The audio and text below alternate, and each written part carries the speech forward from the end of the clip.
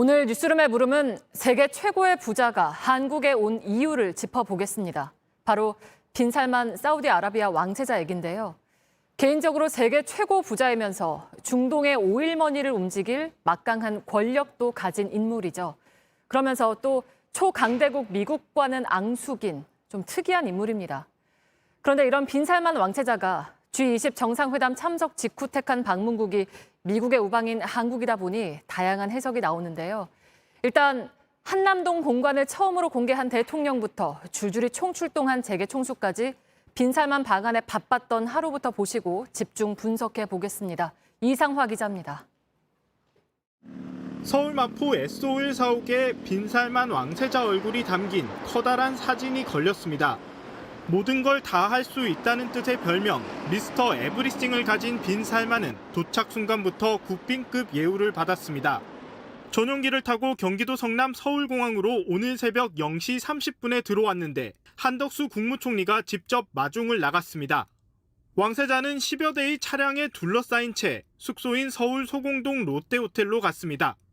들어가는 입구는 보안을 위해 흰 가림막이 설치됐습니다. 빈살만 왕세자가 묵은 이그제큐티브 스위트룸은 하룻밤에 2,200만 원으로 국빈들이 주로 이용한 곳입니다.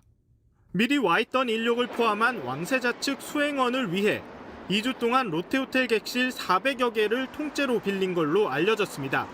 타워는 가능한 객실이 지금 안 나오고요. 낮에는 윤석열 대통령과 만나 2시간 반 동안 회담과 오찬을 가졌습니다. 회담은 용산 대통령실이 아닌 지난 7일 입주한 한남동 관저에서 진행됐습니다.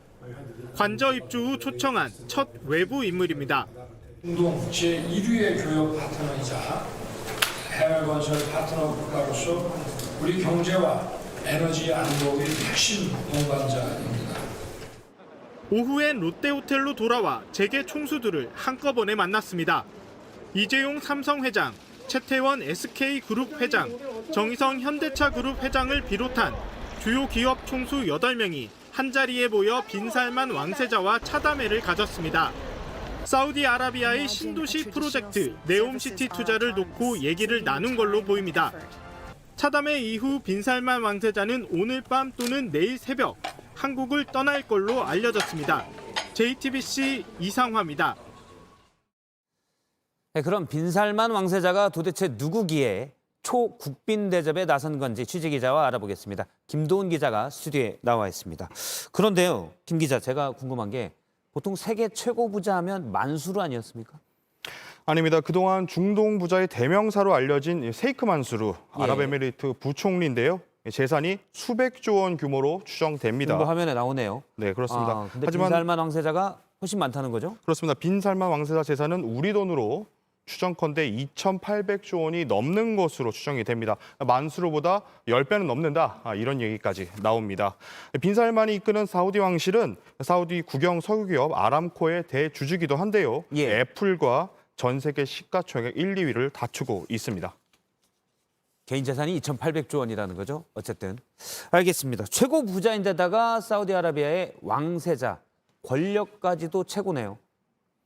네, 사우디 국왕의 아들로 왕위 계승서열 1순위자 현재 사우디 정부 총리 겸 국방장관입니다. 이런 권력을 바탕으로 사우디 여성들의 운전을 허용하는 등 개혁적인 정책을 펴기도 했는데 인권단체의 비판도 동시에 받고 있습니다. 빈살만에게 비판적인 사우디 언론인 자밀 카슈그지가 2018년에 살해됐었는데요. 이 사건 배우로 지목된 게 바로 빈살만 왕세자입니다. 사실 그때도 떠들썩했는데요. 일단 빈살만 왕세자가 누군지 알아봤고요. 그러면 빈살만 왕세자의 방안을 계기로 현재 우리나라에서는 제2의 중동붐 기대감이 커지고 있는데요. 빈살만 왕세자가 추진하는 바다 위의 신도시 네옴시티 사업이 우리나라 예산보다 많은 700조 원에 달하기 때문입니다.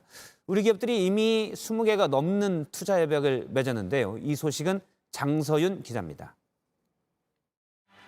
우리 기업들은 사우디아라비아의 정부 기업과 26개의 MOU, 업무 협약을 체결했습니다. 사업비만 수십조 원에 달할 것으로 추산됩니다.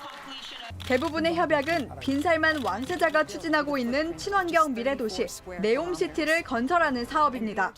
2030년까지 짓겠다는 네옴시티는 서울 면적의 44배입니다. 길이 170km의 직선 도시, 바다 위에 떠 있는 첨단 산업단지, 산악 관광단지로 구성됩니다. 사업 규모만 약 700조 원 규모로 알려져 있는데 우리 기업들은 이번 MOU를 통해 수주에 유리한 고지를 점한 것으로 기대합니다. 대표적으로 현대로템은 철도 인프라, 삼성물산은 모듈러 공법의 주택 사업, 한국전력은 열병합 프로젝트를 협력하는 MOU를 맺었습니다. 제2의 중동 붐이 올 거란 기대에 관련 주식이 오르기도 했습니다. 현대로템은 장중 고가 29,000원을 돌파하며 전날 종가보다 5.45% 상승했습니다. 삼성물산은 하락 마감했지만 장중 한때 2%가량 오른 127,000원에 거래되기도 했습니다. 다만 전문가들은 사업이 가시화되지 않았기 때문에 변수가 많다고 지적합니다. 여기에 기대감을 가지는 건 좋은데 그것이 실현 가능에 대해서는 사업 타당성에 대해서는 평가된 게 없어요. JTBC 장서윤입니다. 예, 김도훈 기자와 좀 더 자세히 짚어보겠습니다.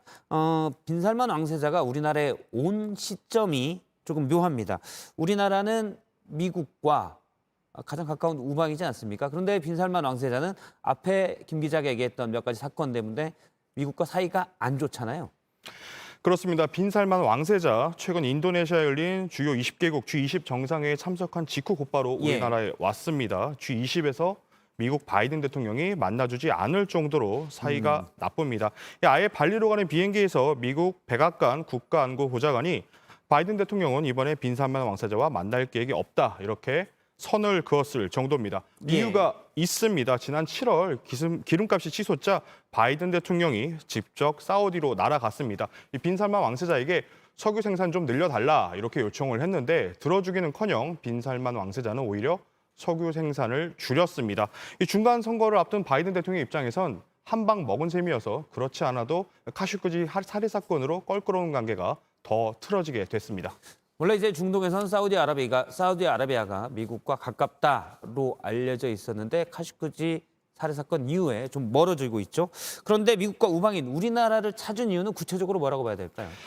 일단 외교적으로는 미국과의 갈등이 아시아 태평양 국가도로 번지는 걸 막으려는 의도가 아니냐 이런 추측이 나옵니다. 이번 빈살만 왕세자의 아시아 방문 동선을 보면요. 우리나라에 이어서 일본과 태국을 순방하고 올해 안에 뉴질랜드와 호주도 갑니다. 사우디 원유를 많이 수입하는 한국과 일본을 비롯해서 미국의 우방에게 잘 지내보자 이런 메시지를 전한 것으로 볼 수 있습니다. 예, 지금 쭉 이동한 걸 보니까 아시아와 좀 더 교류를 넓히겠다 이렇게 해석이 되고 있고요. 우리 정부와 네옴시티 관련해서 우리 정부 기업 이런 정부 기업과 네옴시티 관련해서 MOU를 맺은 게 20건이 넘잖아요. 일단 우리 기업들이나 공기업 또 정부가 참여할 기회는 많은 건가요? 아직은 알 수가 없습니다. 사우디는 네옴시티 예비 사업자 중에 하나로 우리 정부와 기업들과 사전 협약을 맺었다고 봐야 합니다. MOU는 정식 계약을 맺기 전에 투자에 대해서 양측이 합의한 내용을 적은 문서라서 이행 강제성은 없습니다. 따라서 이것만으로 아직 큰 기대를 갖기에는 이르고요. 빈살만 왕세자가 지난 2019년 6월에 방한했을 당시에 우리 기업들과 맺은 8가지 MOU가 있었습니다. 83억 달러, 우리 돈 9조 6천억 원 규모였는데요. 3년이 지난 지금까지 석유화학과 정유 관련 4가지만 진척이 있고 나머지 신산업 관련 4개는 아직 답보 상태입니다. 예, 사실 언론인 살해 때만 해도 민주주의를 위협한다고 해서 여러 곳에서 비판받았는데 일단 돈이 많으니까 지금은 환영받고 있는 모습이군요. 냉혹한 국제세계의 모습을 좀 보는 것 같기도 합니다. 김도훈 기자였습니다. 수고했습니다.